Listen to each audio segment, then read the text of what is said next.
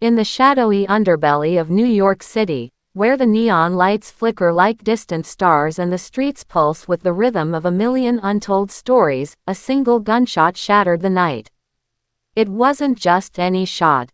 It was the kind that echoes through your soul, the kind that makes you question everything you thought you knew about trust, loyalty, and the thin line between hero and villain.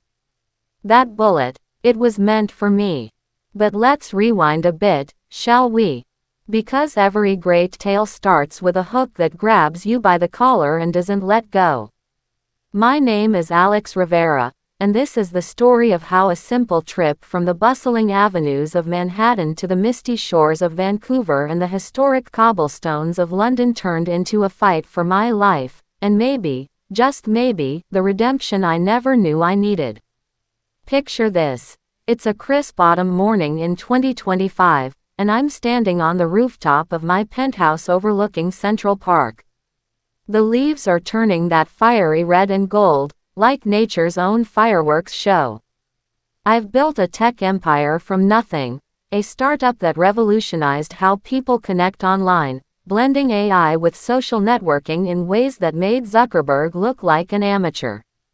Billions in the bank, a private jet on standby, and a network spanning continents.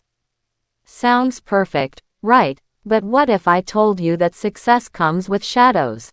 Dark ones that creep up when you least expect it.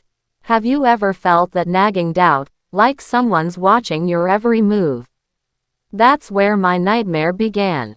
It started with an anonymous email. "You think you're untouchable, Rivera. Watch your back." I laughed it off at first. Haters gonna hate, especially in the cutthroat world of Silicon Valley transplants. But then the hacks came. My company's servers breached, sensitive data leaked, clients bailing left and right. The FBI got involved, but they were chasing ghosts. Me, I decided to take matters into my own hands. Why sit around waiting for the axe to fall when you can swing it yourself? So, I booked a flight to Vancouver, Canada, home to one of my key investors, a reclusive billionaire named Elena Voss. She had the resources to dig deeper than any Fed. Little did I know, that decision would unravel a web of international intrigue that stretched all the way to the UK. As my jet touched down in Vancouver, the rain was coming down in sheets, turning the city into a glossy postcard of glass skyscrapers and evergreen mountains. Elena met me at a secluded cafe in Gastown, her eyes sharp as a hawk's under that signature black umbrella. "Alex," she said, sipping her latte, "this isn't just about your company. It's bigger. Way bigger." She slid a folder across the table. Photos, documents, names I'd never heard. Turns out, my tech had accidentally uncovered a syndicate smuggling AI-driven cyber weapons across borders. From New York hackers to Canadian operatives and British financiers. "You're in the crosshairs because you know too much," she whispered.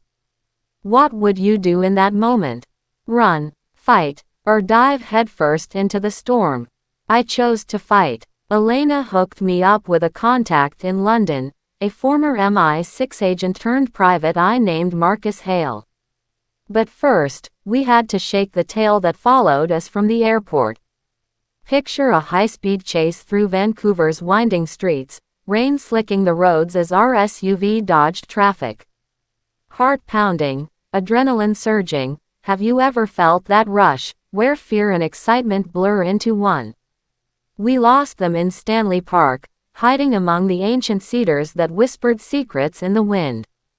That night, over poutine and craft beer in a hidden speakeasy, Elena revealed her own stake. Her brother had been killed by this syndicate years ago.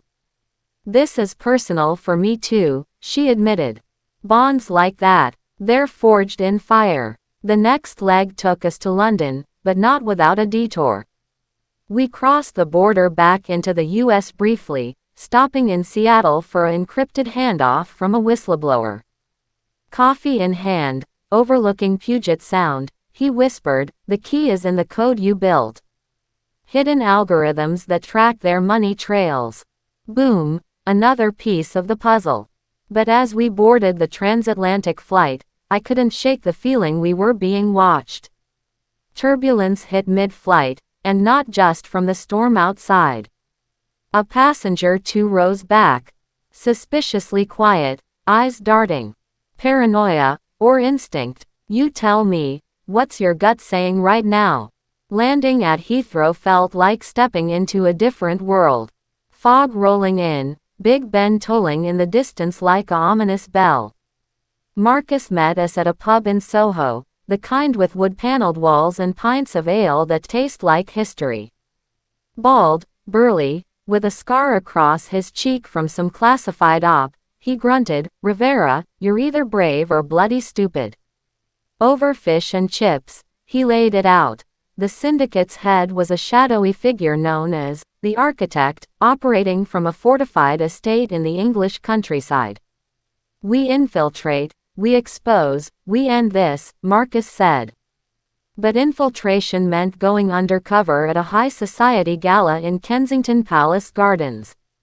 Tuxedos, champagne, and danger lurking behind every smile. Ever wondered how the elite really play?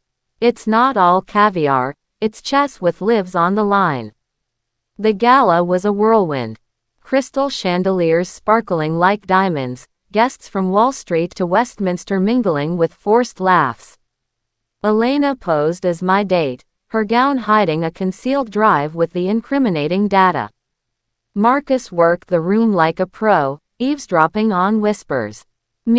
I zeroed in on a suspect, a slick British banker named Reginald Thorne, rumored to launder funds for the architect. "Fancy a chat?" I asked, clinking glasses. His eyes narrowed. "You Americans always think you can waltz in and fix everything. Tension thick as London fog." But then, midway through, alarms blared, security breach. Gunmen in masks storming the venue. Chaos erupted. Screams, shattering glass, bodies hitting the floor. In the melee, I grabbed Elena and bolted for the gardens. Bullets whizzed past, clipping hedges. "This way," Marcus shouted, leading us to a hidden exit. We piled into his black sedan, tires screeching as we tore through the night toward the countryside. Heart racing. Have you ever run for your life, feeling every second like it could be your last? The estate loomed ahead, a Gothic mansion straight out of a thriller novel, surrounded by moors that swallowed the moonlight. We breached the perimeter under cover of darkness, hacking the security cams with my tech know-how. Inside, marble halls echoed with our footsteps. Traps everywhere. Laser grids, armed guards. We dodged them like pros in an action flick. Finally, the inner sanctum. The architect, not who we expected. It was Thorne himself, smirking from behind a massive oak desk lined with screens showing global operations. "You meddlesome fools," he sneered. "My empire spans continents, New York finance, Canadian ports, UK intelligence.